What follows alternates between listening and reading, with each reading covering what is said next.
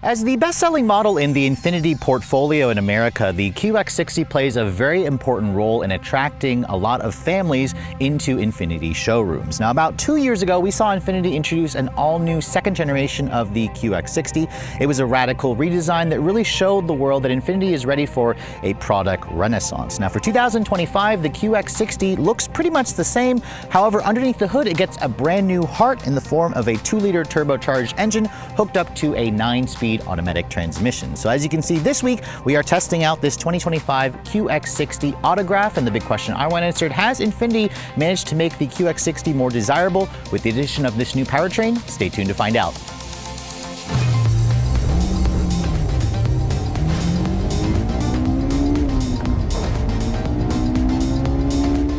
Now, since Infiniti gave this car no styling changes for 2025, I thought I'd pop the hood and show you guys the all-new powertrain for this model year. As you can see, that old naturally aspirated V6 has been replaced. In its place, however, is a new 2-liter turbocharged 4-cylinder that first saw its debut in the QX50.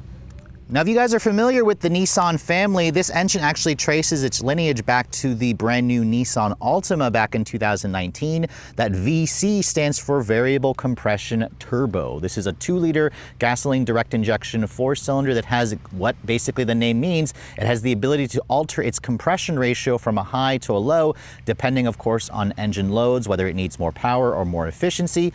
In the QX60, it makes 268 horsepower and 286 pound-feet of torque. That's about 27 less horsepower versus the old naturally aspirated V6, but it also has around 16 more pound-feet of torque. We've seen this powertrain again in the QX50 and the Altima. However, in this car here, instead of being mated to a continuously variable transmission, this actually uses a 9-speed automatic transmission. So it's the first application of the VC turbo with a stepped automatic. So I'm hoping we're going to see this powertrain combination in other Nissan and Infiniti products in the years to come. Now, this Autograph model that I'm showing you comes standard with the company's intelligent all-wheel drive. Other trims, you can get it in either front or all-wheel drive for an extra $2,000. Fuel economy does improve to 22 in the city and 27 on the highway. That's a 2 mpg improvement over the old V6. And this vehicle has roughly a 19.5-gallon fuel tank. You're looking at around 400-ish miles of range on a full tank. Now, Infiniti doesn't quote a 0 to 60 time. We got 6.6 seconds in the V6 that we tested back home about 6 months ago. And thankfully, the towing capacity hasn't changed. This will still tow a maximum of 6,000 pounds. And as this car sits, it weighs in at around 4,600 pounds. But let's go ahead and close up the hood here and talk about the exterior styling. Now, like I said, there are no styling changes aside from like a black appearance package that you can get on the Luxe trim level. This model is the Autograph. It stands as the top-of-the-line version. You can see the QX60 got a full redesign in 2022 with their latest design language. You can see the grille of the Infiniti QX60 is very bold. It's in your face. It's got lots of chrome, of course, where you can black it out if you go for that black package. You can see the LED headlights are projector style for the low beams. Reflector style for the high beams. You have an LED daytime running light, LED turn signal, some fake vents over here at the lower fascia, some functional ones down here. You have some integrated parking sensors, the full 360 camera, and all that stuff. You can also get this car with an illuminated Infiniti logo. And then you can see this Bordeaux, deep Bordeaux red exterior color. Certainly is a nice, attractive looking color. It's got a 2-tone roof. It's about a $900 upcharge to go for this color.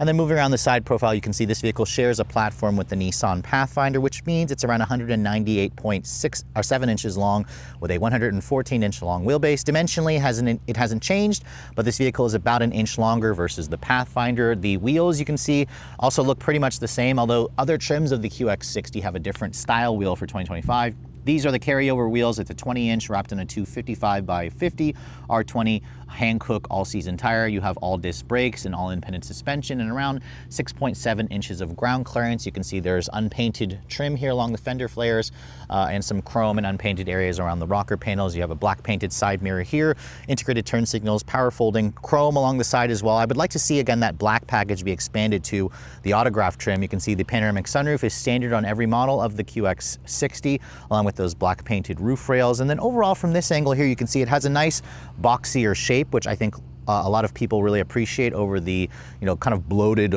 shape of the previous generation. I think this car is aged decently well. You can see moving around the rear, it's got an all LED taillight design. Lots of badging back here with the Infiniti and QX60 and all-wheel drive badge. Remember, all-wheel drive is standard on this particular trim.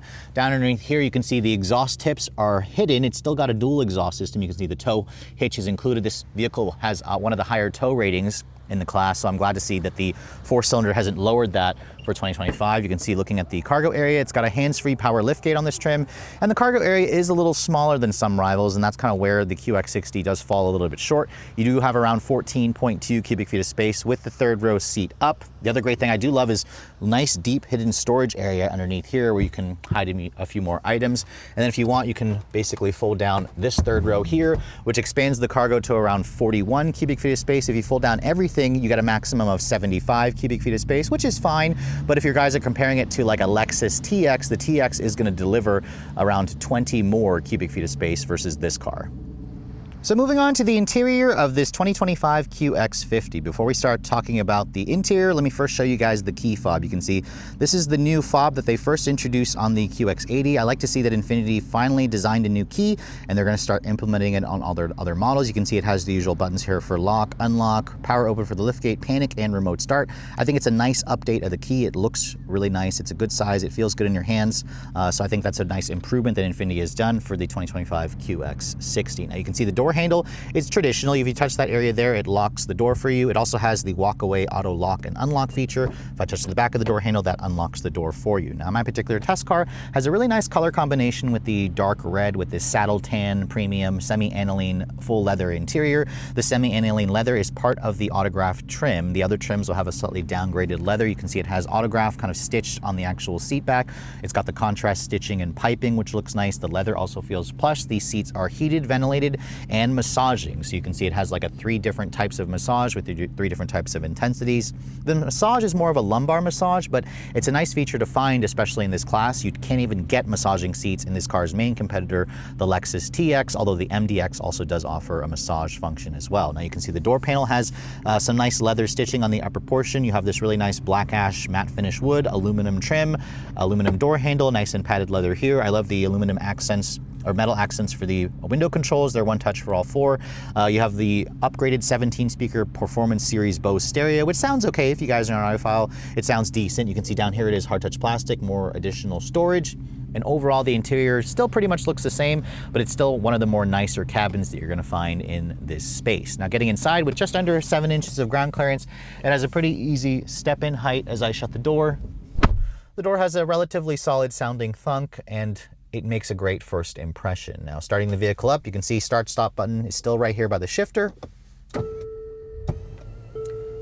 And you can hear when the engine fires up, aside from it having, a more, tinny 4-cylinder sound,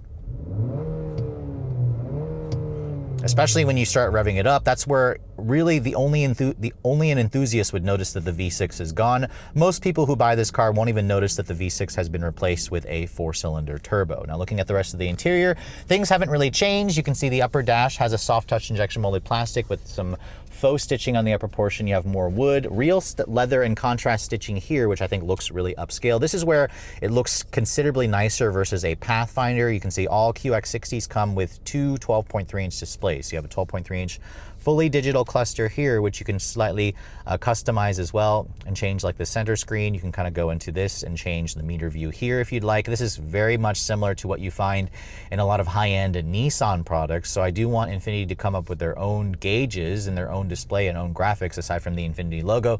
It looks pretty much the same. You do have a power tilt telescoping wheel, which is nice, along with paddles to control the 9-speed auto. Love the flat bottom steering wheel with the contrast cross stitching, which looks good. I love how there's also traditional hard buttons as well. This is the button here for your driver assistance to turn that on, of course. And then in the center, you have a 12.3-inch LCD display. This is, again, standard equipment. It is the same size as the new Pathfinder, where they just upgraded the Pathfinder to get the bigger 12.3-inch display. So this is kind of where Infiniti, I think, needs to upgrade this to the dual 14.3-inch displays from the Armada, or from the QX80, I'm sorry. This, I think, is competitive, but it's also starting to look a little bit, you know, kind of behind the times. You can see there's the massage function here. There's also a separate hard button on the seat if you want to turn it on. The massage actually works well. I actually really like the refreshing function, along with the 3 different intensities. It looks nice. And you can see here it's got a full 360 camera with surround view, moving object detection. Although the graphics and resolution could be better, it is, you know, pretty much average when I see it. Some European competitors just offer much better looking screens, of course. This car still has factory embedded GPS. It has wireless Apple CarPlay and Android Auto, although my phone is connected right now because I'm trying to use it. So if I have it turned on, it'll actually kind of give me a little bit of a problem when I'm trying to film, so I don't have it connected right now. You can see you have traditional air vents down here, piano black plastic trim, some more leather around this portion. You have a touch panel here, which controls the heated and ventilated seats, which is nice. You have a heated steering wheel. You have tri-zone climate control. The touch panel here is unique to the Infiniti, where it makes it feel a little bit more upscale. You have aluminum trim down here, which is also nice. This shifter, of course, controls the 9-speed auto. It has a trigger here that you push up and go into reverse, pull it down to go to drive. There's an auto start stop defeat here, and then you can see there's a drive mode selector here, which you can choose between 4 different drive modes: eco, auto, sport, and personal. And for the most part, the drive modes certainly make a little bit of difference, which we'll talk about later on when we're driving. You have an actual controller here to control this if you guys would prefer not to use the actual touchscreen, where you can get fingerprints and smudges all over it. You can see down here it's still leather covered along this portion of the center console, which is nice. You have big cup holders, your wireless phone charging pad here, along with 2 USB charging ports, an A and a C. So that's nice. There's also a little bit more storage down here where you can hide a couple of things. And then if you open up the padded center console area, you can see it's a relatively deep storage area. You have a 12 volt in there. It's nice and felt line, which is good. The seats, like I mentioned earlier, look really nice, although I'm not sure it's worth the extra charge to go for this over the sensory trim just because of the semi-aniline leather. You can see, looking at the glove compartment there, it's damped, lined with felt. It's a bin style. It's huge. It offers a good amount of storage. The headliner has like a woven material here.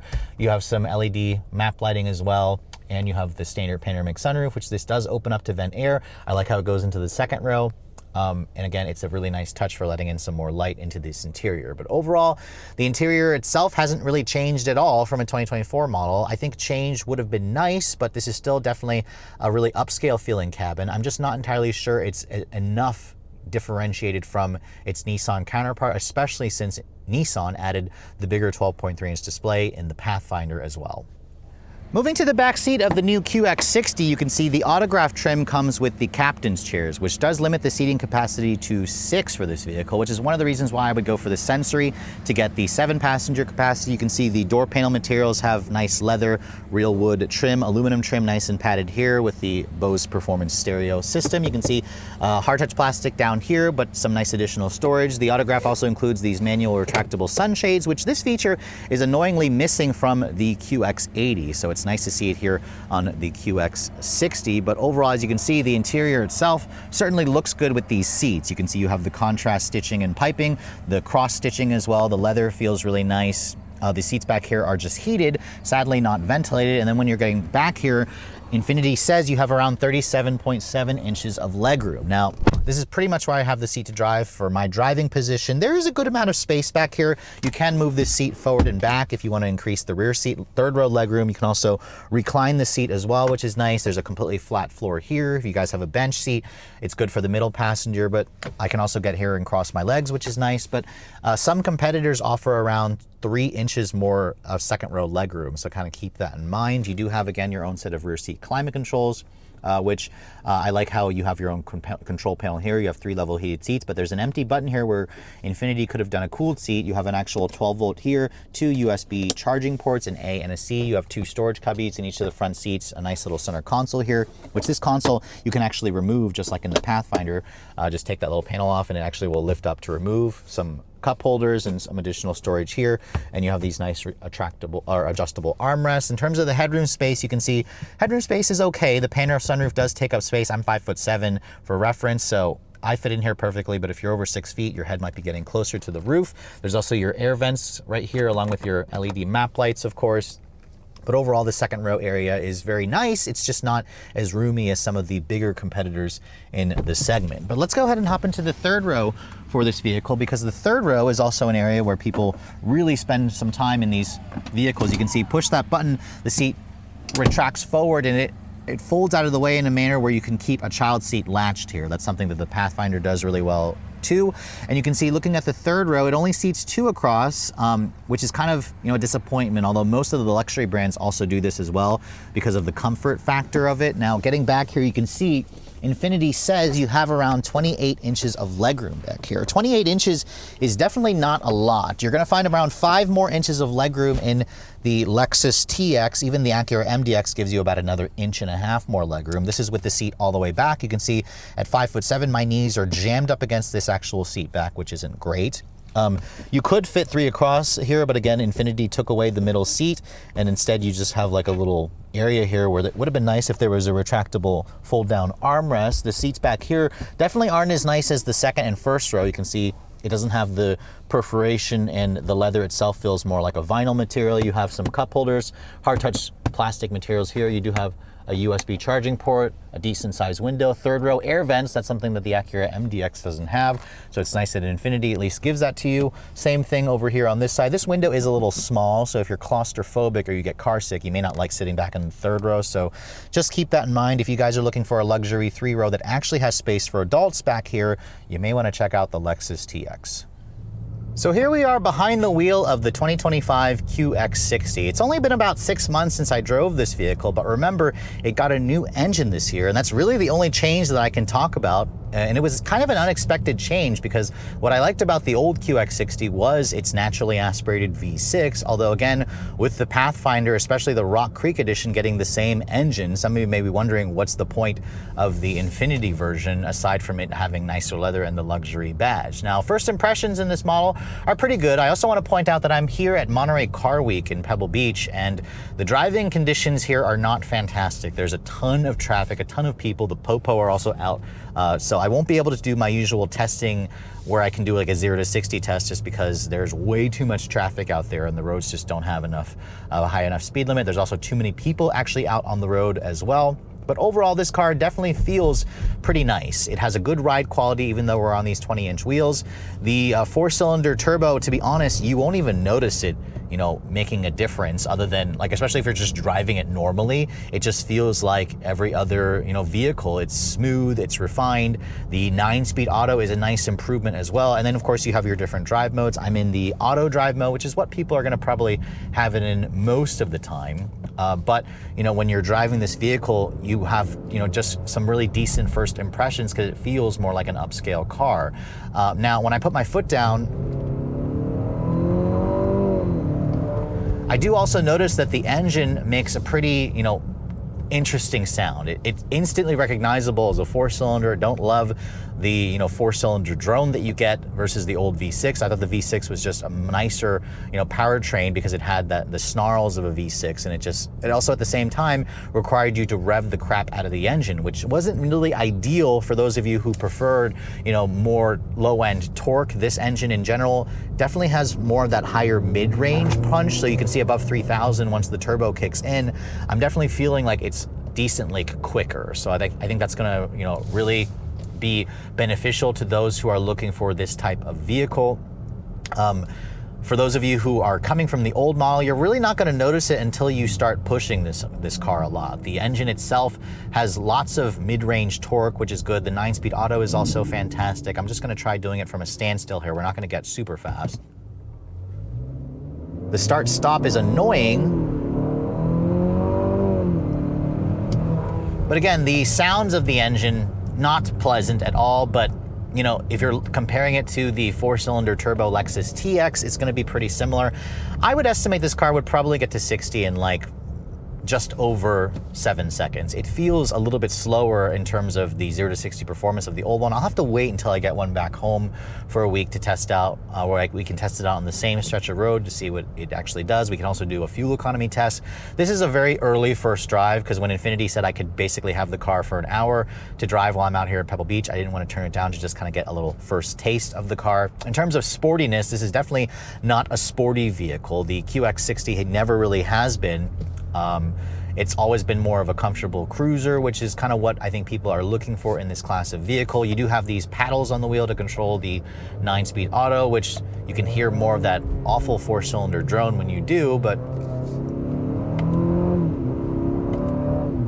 at the same time, the sound isn't pleasant, but it also is relatively refined. There's not much vibration coming through the steering wheel or the paddles or the pedals, I'm sorry, not the paddles, the pedals.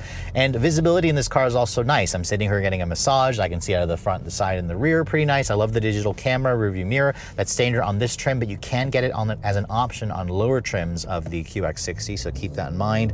Put your foot down here. You can see once you get past the initial turbo lag, it actually does feel good. Again, like I mentioned earlier, the mid-range is very solid. And for those of you who, aren't, into this kind of, stuff with the powertrain and you're not an enthusiast, you're going to get into this car and you're just going to notice it drives pretty similarly to the old model. It just has better usability in the power range, and that's kind of what's important for this segment. Do I think Infiniti should consider doing a hybrid? Absolutely. I would love to see them do a hybrid powertrain with this 4-cylinder, improve the power to like over 300 horsepower.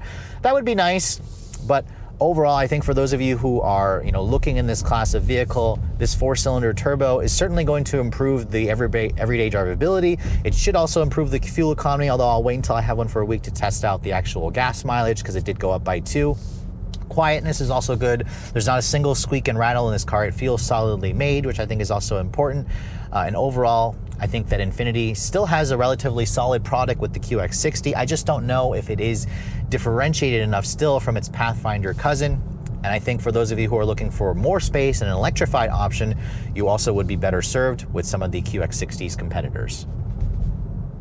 So with just under 30,000 sales here in America last year, the QX60 has certainly been a pretty big sales success because Infiniti managed to sell about twice as many QX60s in 2023 versus 2022. So clearly the all-new second generation is doing something right for Infiniti. This remains the best-selling vehicle in their US portfolio. And after spending some time driving the 2025 version with that new 2-liter turbo powertrain, as an enthusiast, I definitely miss the sounds of the V6, but I think for the target buyer, you're going to get into this vehicle and not even notice that the powertrain has been changed, aside from just noticing the fact that it has much more mid-range power versus the old V6, which I think people are going to really appreciate. It's also going to get better fuel economy because it's rated at 22 in the city and 27 on the highway.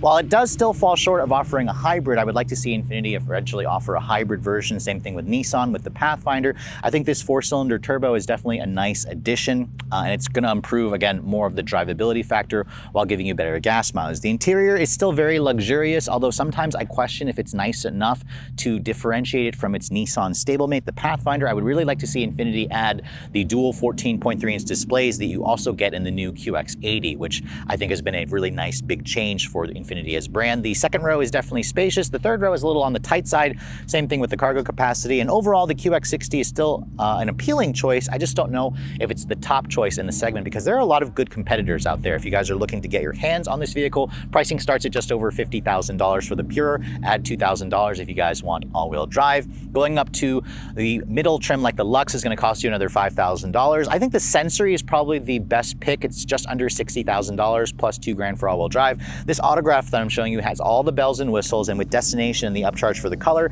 you're looking at around $68,400. $68,000, nearly $70,000 is a lot, especially for a QX60, but I think for those of you who are looking in this particular space, you're going to get into this car and find plenty to like. But again, if you're looking for more space or a hybrid option, that's kind of where Lexus comes into play with the new TX. But with all that said, hope you guys have enjoyed my full overview on the 2025 Infiniti QX60. If you're also looking to see the latest cars I'm testing, be sure to follow me on Instagram at redline_reviews, like us on Facebook, and as always, guys, please keep subscribing to the Redline Reviews YouTube channel for all the latest reviews. Thank you so much for watching. I'll catch you all in the next video.